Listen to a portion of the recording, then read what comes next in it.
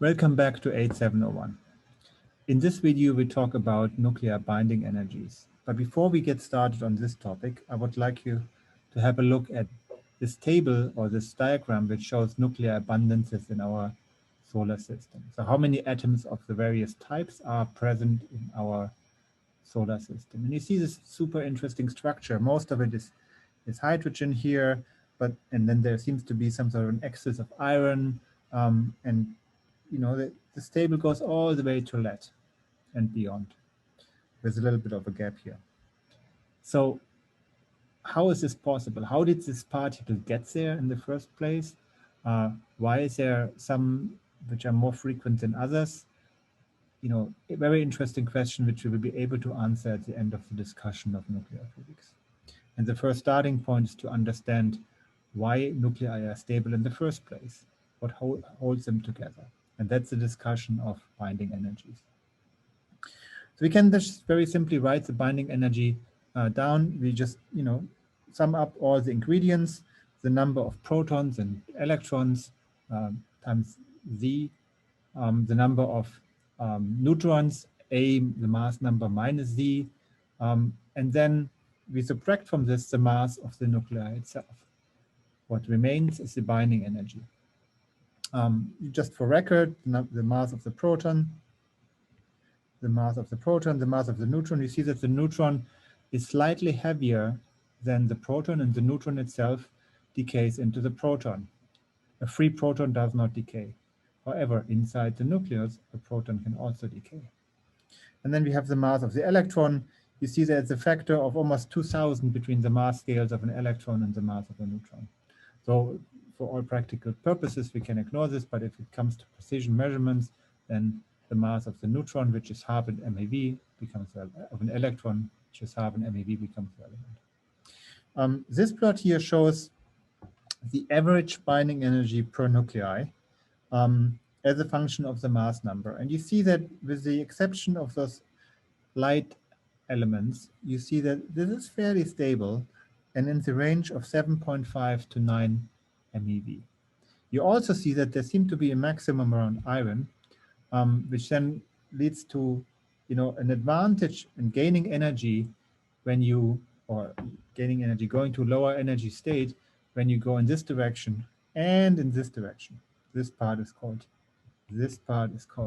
fission. This part is called fusion. Both processes, because we go to a more energy preferred state, are possible, and they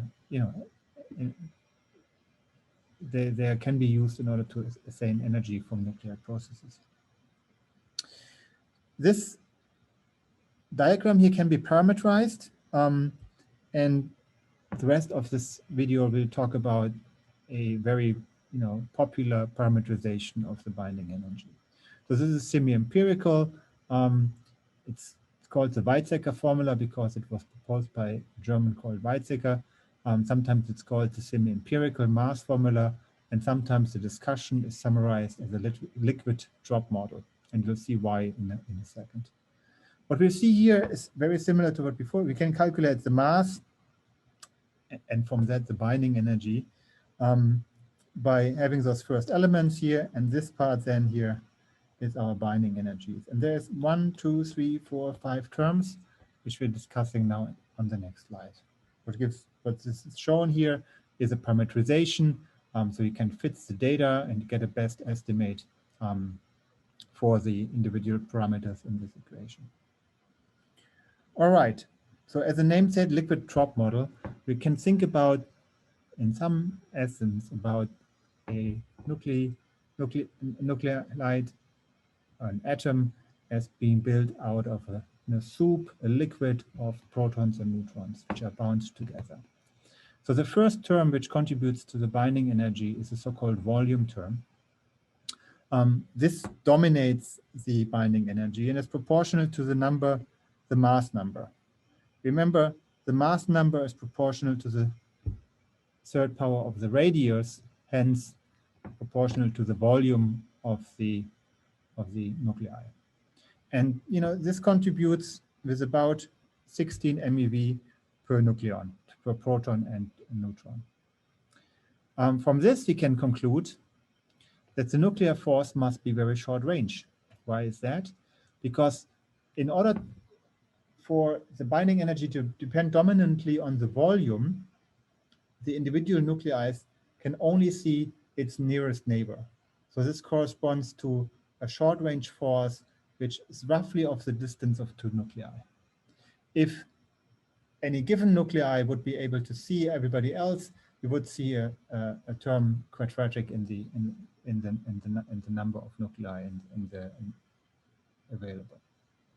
As a result of this, you can calculate a central density, which is about 0.17 nucleons per cubic Fermi meters, or an average distance between protons and neutrons of 1.8 femtometers.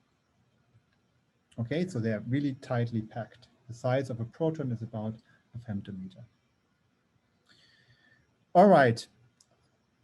However, the protons and neutrons which are on the surface of this construct, they see less nucleons around them. So therefore, the binding energy needs to be reduced, and it needs to be reduced with the area of the surface of the nucleus. So it needs to be proportional to r square, and therefore proportional to a, the mass number, to the 2/3.